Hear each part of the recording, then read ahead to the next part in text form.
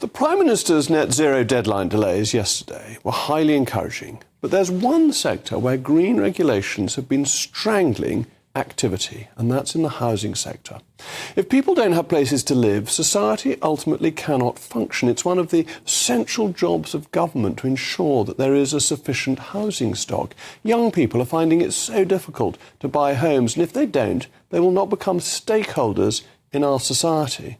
Last year, we only built 190,000 homes. Now, that may sound a big number, but that's less than a third of the people who migrated net to the UK last year. So we're not even keeping up with the growth in our population from migration. And if the population continues to grow in this way and house building stays so low, house prices will rise inexorably and the rental market, which is already going up, will become unaffordable. This is true already in many parts of the UK where housing is now unaffordable. And to put some historic context into this, in 1968 our population was 55 million and we built in that year over 400,000 homes. Today our population is approaching 70 million and yet we're building fewer than half of the number of houses we built in the 1960s. But one of the key reasons we struggle to build as many homes as we should is because of, yes, you guessed it, green regulations.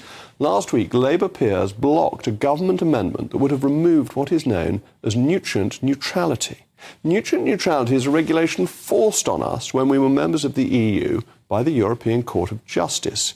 And these regulations are enforced, of course, by an unaccountable quango, Natural England, which doesn't have to respond to voters, doesn't have any concern about the affordability of houses.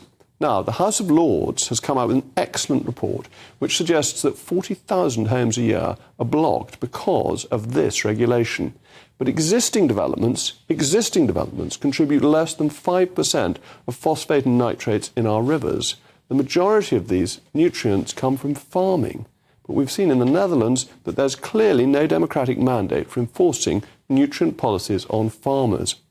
So tackling this regulation will help unleash Britain's house building potential and solve this intergenerational crisis.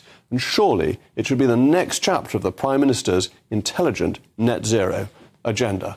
Of course, I want to hear from you. Don't forget to let me know your thoughts. You know the email by now, mailmog@gbnews.com.